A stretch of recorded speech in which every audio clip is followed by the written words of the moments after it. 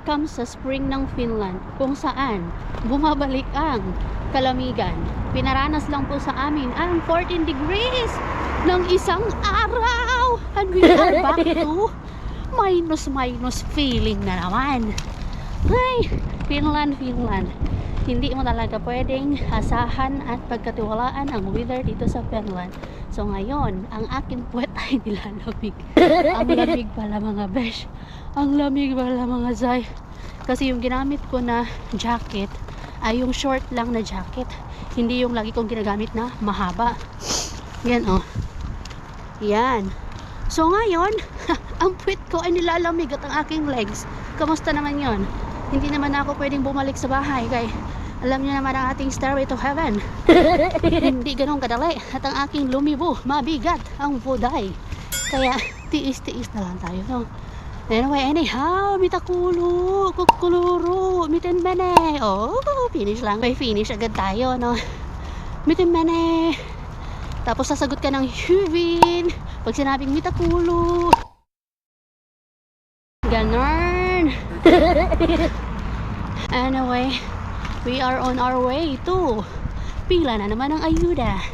Sana Lord, marami tayong matanggap ngayon. Maraming maayudahan. Lahat ng pipila maayudahan. At sana madami ang ating makuha.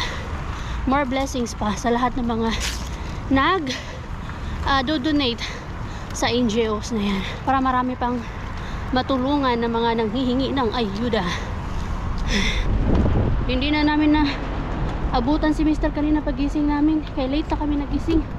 8:30 na. And si Mr. umalis ng 7:30 sa work. So morning shift siya ngayon. Yan. Pila-pila muna tayo doon sa ayuda. Ganda pa naman ng weather, oh. Sunny man. Pero sobrang lamig man, besh. Musta man to?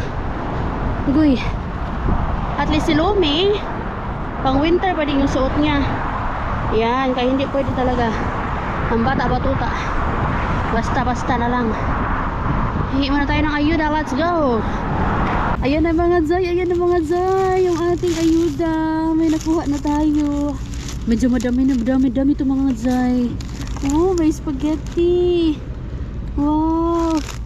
May banana as usual. Meron silang hinabol eh. Yogurt yata yun. Para kay Lumi na naman. Naangis sila kay Lumi kasi lagi kong dala-dala. Anyway, mamaya na natin yan kung i-haul mga zay. Basta meron na tayong ayuda mga zay. Hindi ako pumunta dun sa kabila, which is sa kanila din pala yun. Yung sinasabi ko po sa inyo last time na meron din sa kabilang building na namimigay ng ayuda. Sila din pala yun kasi yung namimigay ng ayuda kanina nakita kong lumabas dun sa kabilang building. So hindi ko na rin natanong yung namigay ng ayuda kanina kung ano ba. Pwede ba ako doon? I think so, pwede naman. Pero next time na lang siguro. next time eh. Medyo mabigat yung ating ayuda mga zay. Anyway, punta muna tayo ng Lidl. Kaya bibili ako ng fresh na spinach. Kasi gagawa ako ng chicken spaghetti for Mr. Kanina dumaan na din kami sa market. Bumili ako ng red paste. 19 pesto. Tapos ngayon punta tayo ng Lidl. Bili din ako ng croissant. Mas mura kasi doon eh. Imbis madali lang yung galing doon sa amin, doon lang kami dadaan. Oh, ngayon sarado na mga zay. Kailangan natin umikot up here mga zay papunta sa Lidl. Kaya hindi pa yan tapos yung construction na yan. Kailan ba yan matatapos yung construction na yan mga zay? Grabe. Ang sakit ng ulo ko sa sobrang lamig. Hindi ko kaya ang lamig. Sakit ng ulo ko ay. Mapapainom talaga ako ng Panadol dito mamaya. Panadol, di kaya buran na. Sakit. Buti lang si Lumi. Full gear. Full gear ang bata, matuta. Problema na naman tayo dito na. Paano tayo aakyat nito?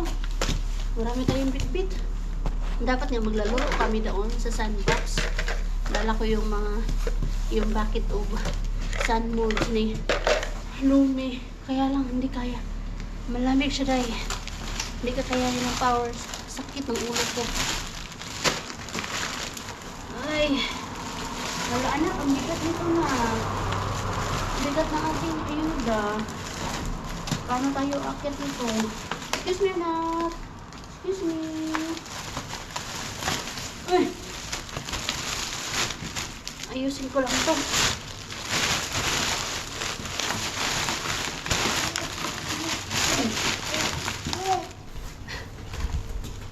Allah, paano tayo aakyat dito na? Ayoko. Iwan ko na lang ito dito, baba. Yan. Tapos, bitik, nasa ano to?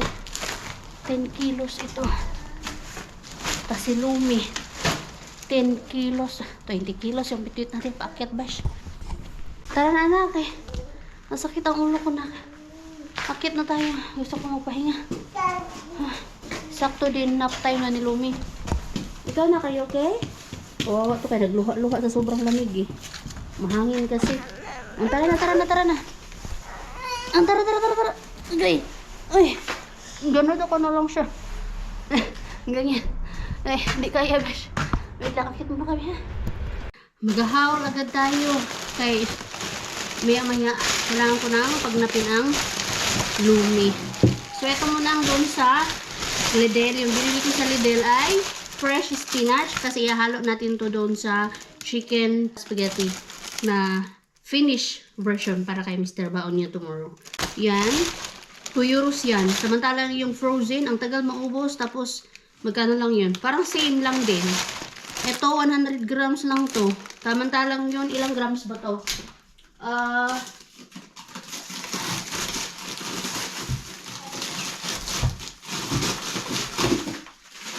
Ilang grams nga to? 750 grams. Oh, makakatipid ka sa frozen, besh. Talaga naman makakatipid ka sa frozen. 2 croissant. Kay si Lumi nag-a-addict sa croissant and chicken. Magluluto din ako today ng veggie balls. I will try my best na makaluto ako para kay Lumi kasi matagal ko ng plano hindi ko magawa-gawa. Anak, no. Huwag kang sumakay dyan. Hala, sige, tuloy awi-awi. Hala ka, sige, mag-awi-awi ka karon. Awi-awi karon, sige. Ang hirap talaga pag wala si Mister. Ang sakit ng ulo ko. Yung buhay talaga ni Robin, napakahirap. Yung akyat baba lang. Nak, no! Lumi, Elizabeth. Akyat baba lang, pero kailangan talaga mag-akyat baba. Kaya si Ruby hindi tumataba. Ganun pa din, payatot pa din. Kahit anong gawing kain. Anyway, anyhow, ayan na, mag-haul na tayo. Napakabigat niya. Ano kayang laman nito? So, ito nga, hindi pala to spaghetti. Kumbaga, panghalo pala to sa... Here's the croissant, oh. Oh. Si Miss Croissant. Diyan ko si Lumi mo. Oh. Croissant. What will you say? What will you say? What will you say? Thank you. You're welcome. Nakakatawa ang Lumi ay marunong na din niya mag-pray mag-isa. Amen. Hindi pa kami kumakain. Amen. Hindi pa nag-start mag-pray. Amen. Ha? Daldal po siya dito. So ito nga panghalo pala to. Papu murska.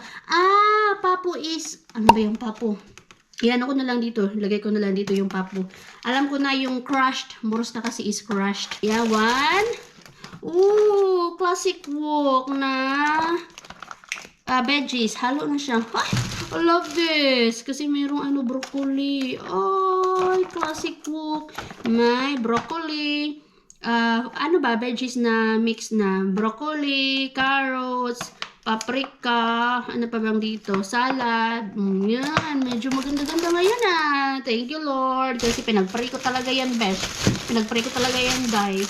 Oh, pula. Pang dessert. Matamis-tamis to. So, ako lang yung kakain. Yung paborito ko pala to na pula. 3, Oy, tatlong saging for I love you. Uy, hindi pa siya ganun kahinog ah. Ito yung hinabol pala nila yogurt. Yan, para kay Lumi. Inabot nila to kay Lumi, pero dahil naka-glove si Lumi, kaya binigay na lang sa akin. For Lumi yan. Woo! Cucumber. Yan. And, ala, ang daming salad, besh. Uy, salad. Maganda din to ipalaman sa tinapay. Ilan na nga ba to? Oh, tinapay na naman. Ang daming tinapay, besh. Oat bread. Ang dami. Ang daming tinapay. Tinapay na naman, besh. Pangtuslo talaga sa kape. More on bread kasi sila dito eh. Ay, ang sarap nito. Yan. Tapos, ano man to? Bread na naman. Bread na. Oat bread nga. Pero ibang ano version naman to. Ala. Daming bread. Ito pala ang nakapagpabigat. Wow! Sa kalabasa pala ang panalong-panalo na ako. Ang mahal kaya nitong kalabasa na to. At isa nga to sa favorite ko din. Favorite naming gulayin. It's because, alam nyo na, para sa ice. Hindi lang puro green ang kainin do. Dapat may yellow, may orange, ganyan. I'll give you more. Gusto pa niya. Yan. Excited ka talaga lagi. What will you say? What will you say? What will you say? Uy, what will you say? Touch. Kakit matouch you. Lakas lang matouch you. Yay! Thank you Lord sa grasyang nadawat. O diba kahit walang karne yan. Pero sana next time merong karne. Yes. Thank you Lord sa grasyang nadawat. Ito gustong gusto ko to kasi plain lang siya na bread. Walang anything na halo. Maganda sa kape. Thank you Lord. Thank you Lord. Sa grasyang nadawat. O diba? Ayan, pwede na ako mag-continue dito sa aking kinukudkod para sa ating veggie balls. Okay, gising na ang Lumibo. 1 hour lang yung tulog niya. Paano naman kasi nagising siya sa ingay ng aso ng kapitbahay namin. Lakas pa naman kasi ng boses ng aso na yun. So, itong kinukudkod ko, may isang sayote at 2 carrots. There! That's Lumibo! Bagong gising. Peekaboo. Peekaboo. You sing hi. Sing hi. You sing na lang. Sing. Sing to the friendship. Yeah. Kataan mo mga maday. See you later. Alligator. Uy. Ang ginagawa mo dyan lang. In a while. Crocodile, give a hug, ladybug. Oh, yun, nahilo na yan sila na. Tapos kanina, habang nagbabalat ako nito, may napunod ako sa FB ba, yung pinagdadaanan niya sa buhay na, ay naku, hindi niya na kinaya. Tapos, gusto niyang magpakamatay na. Gusto nga daw niya uminom ng Clorox eh. Kaya lang, pinigilan daw siya ng asawa niya. Tapos, nagkulong siya sa kwarto, nag-inom ng 8 ba yun? 8 na tablets ng, hindi ko alam kung ano yung ininom niya. Basta, kumbaga, nag-overdose ba siya ng gamot. Matagal umepekto yung gamot sa kanya. Tapos, habang nagla-live siya, nagkwento siya kung ano yung problema, na hindi daw siya tanggap ng parents ng lalaki. Kahit anong gawin daw niya, sabi niya kahit anong gawin, totoo pala talaga no na kahit pag umpisa, hindi ka gusto ng manugang mo, hindi ka talaga magugustuhan kahit anong gawin mo. Ba't kaya may mga ganun? I mean, ay, ewan, ang hirap din kasi magsalita, di ba? Pero, sa awa ng Diyos, sa amin, nanay ko, tatay ko, mga simpleng buhay lang kami, kahit na hindi nakaranas ng ganun karangyang buhay, yung parents ko, nirerespeto kung ano man yung desisyon ng mga anak, yung hindi ba nakikialam, hindi, ay, basta, maswerte kami sa mga parents namin na kahit na hindi man naibigay yung lahat, hindi kami nagsisi sa kanila, hindi namin sila pinagsisihan, na hindi namin naranasan yung mga marangyang buhay. Kasi para sa akin, siguro kung naranasan namin yung marangyang buhay na yon, hindi kami magiging ganito. Hindi kami magiging kontento sa anong buhay na meron kami. Hindi kami magiging grateful sa kung anong buhay meron kami at kung ano yung hindi kami magiging grateful sa lahat ng bagay. Kasi minsan, naghahanap tayo ng mga bagay na wala tayo to the point na nawala tayo, yung nakikita natin sa ibang tao, syempre naiinggit tayo, di ba? Sabi niya, naiinggit tayo, di ba? To the point na nakakalimutan natin or nagiging ungrateful tayo, hindi na tayo nagiging grateful sa kung anong meron tayo, yung kompletong pamilya, walang sakit na pamilya, nakakakain ng 3 beses sa isang araw, may peace of mind, kasi yung peace of mind, malaking ano na yan yung hindi nabibili ng pera, peace of mind. Yung mga ganong bagay, mabalik tayo dun sa babae ba? Yung anak niya, kawawa, doon sa pintuan kasi nilak niya. Nung nag-live, nung nakainom na siya ng maraming gamot, nagkulong siya sa kwarto. Mas matagal umepekto nga yung gamot, pero unti-unti yung naramdaman yung epekto ng gamot. Namanhid daw siya, nanghina daw yung katawan niya, tapos bumubula daw yung bibig niya. Paunti-unti lang yun, hindi siya biglaan. Tapos naawa ako sa mga anak kasi kinakatok talaga siya. Alam nila na magpapakamatay yung nanay. Ay naku Lord, huwag natin gawin yun. Pero mahirap kasi, di ba? Pag yung mga babae, hindi naman yung basta-basta sasabog agad eh. Kumbaga, sumasabog lang yung nararamdaman natin kapag paulit-ulit na lang na nangyayari, walang pagbabago sa buhay. Naawa talaga ako dun sa kanina sa, ang ganda pa naman niya. Hindi daw siya nag-cheat daw siya. Kasi hindi niya maramdaman yung hinahanap na pagmamahal dun sa lalaki, yung pagkukulang ng lalaki, parang, aminado naman siya na nag-cheat siya, which is mali talaga. And then, yung lalaki, nag-cheat din, pero kasi siya yung inaano na pinapalabas na masama.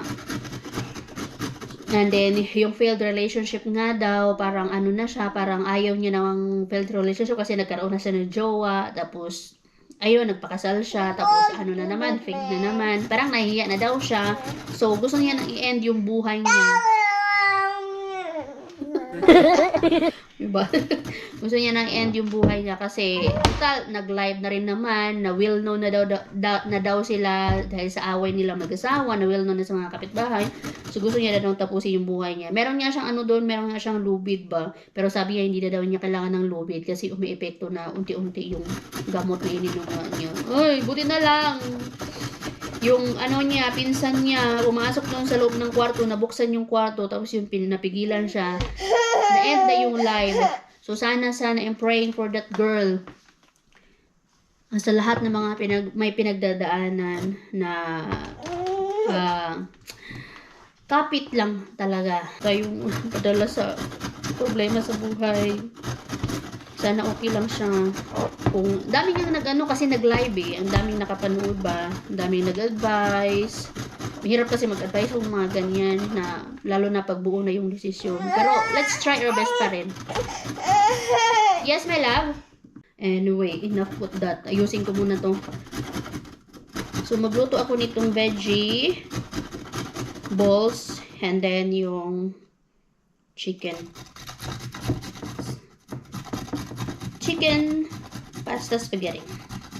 Ito, based dun sa nakita ko ay pinapakuluan siya sa tubig. Pero ayoko siyang pakuluan sa tubig. It's because yung nutrients niya, mawawala, besh. So, yung gagawin ko na lang ay i-steam ko lang siya. Mabilis lang naman to lumambot. Kasi grated naman na siya. Andito ay hugas na. Diba na? Yes. Excuse me. Excuse me. Sarado. Thank you. Pag naluto na to, saka ko lagyan ng itlog, flour, and then baking powder. Tapos pampalasa na. Yun lang. Saka natin siya fry. Deep fry. Ganes. One eternity later. So, ayan na siya mga Zay. Naluto na yung ating cherry tomatoes and the chicken mga Zay. Ilalagay na natin dito yung ating pasta spaghetti. Lagyan natin ng cheese. And then, ilagay din natin yung ating spinach. And then, ibalik ulit natin sa oven for mga 5 minutes. Ganon. And then, done na. Masarap to eh. Gustong-gusto ko din to eh. Ito naman, nagluluto na tayo sa ating veggie balls, mga Zay. Ayan na siya mga Zay, oh.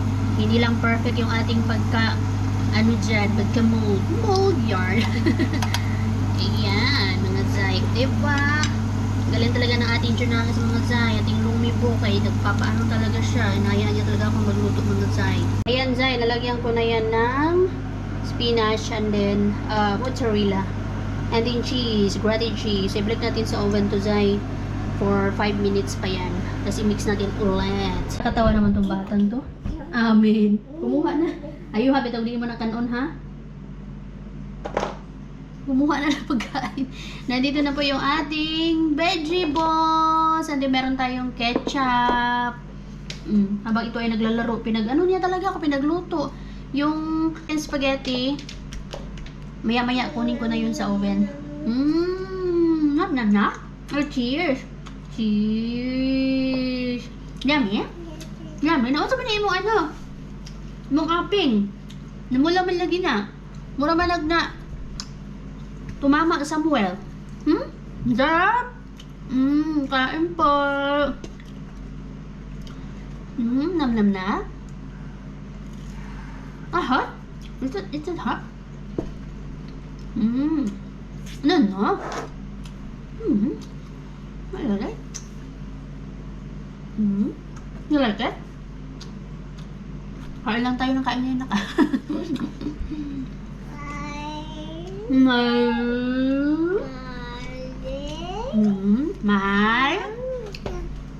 My name is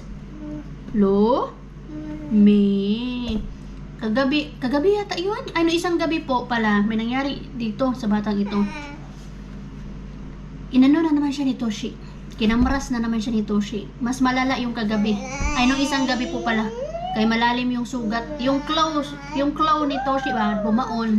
Kaya ang daming dugo na lumabas kay Lumi. Dito na naman. Tapos yung tatay, nandun lang naman sana yung tatay. Pero sabi niya, hindi daw niya naagapan. Kaya, sisisi ko pa ba yung tatay? Kung inunahan niya na ako, hindi ko naagapan. Samantalang nandun lang sila. Ay, ito kasi makulit. Ay, first time ko makakita na. Grabe yung dugo niya. Kay, naano po kasi yun eh, naugat kasi.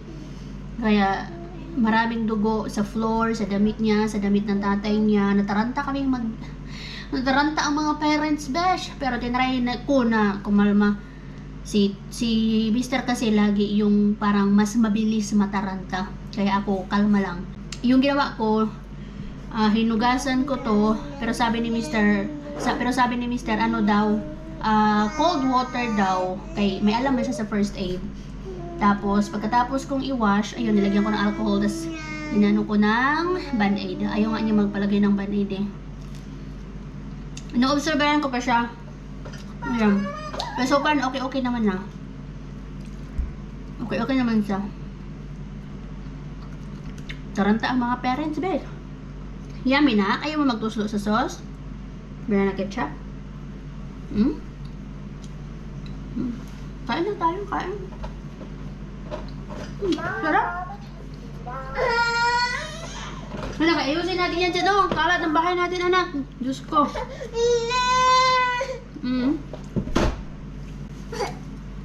See you later. Alligator. In a while. Crocodile. Di bahag. Ladybug. Blow a kiss. Jellyfish. See you soon. Big baboon. Out the door. Dinosaur. Taking care.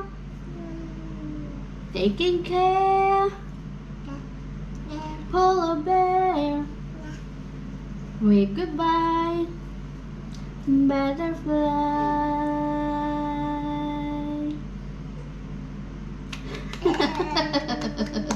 Ang aking number 1 cheerer. Lagi. Head, shoulders, knees and toes, knees and toes. Head, shoulders, knees and toes, knees and toes. Lagi. Ears and eyes and mouth and nose. Head, shoulders, knees and toes, knees and toes. Ding ding ding ding ding ding ding ding ding ding. Kapag kumakanta po ako, nagpo-pose ako para siya sumabay. Kasi napapansin ko sa kanya, hindi siya sumasabay sa akin kapag hindi ko siya hinahayaan na makasabay. So yun nga yung ginagawa ko niya. Pag kunwari kakanta ako, pupose ako, tapos magsasalita siya. Kahit na hindi exactly yung kung ano yung sinasabi, ang importante, nagsasabi siya, sumasabay siya. Yun yung napansin ko kay Lumi. Kahit yung sa pagka-count, kasi alam niya na po yung 2, 4, 8, 10, alam niya na po yan. Kaya pag nag-count ako ng 1, pupose muna ako. Kapag hindi siya nagsalita, diretso ako ng 2, tapos pause. Tapos magsasalita siya. Ganon. Pansin ko yan kay Lumi. Hindi na, ayusin natin yung ano nak. Asa naman yung pagkain mo? Sit down, sit down, sit down. Asa na yun anak? Oh, not like that, Lumi ha, not like that.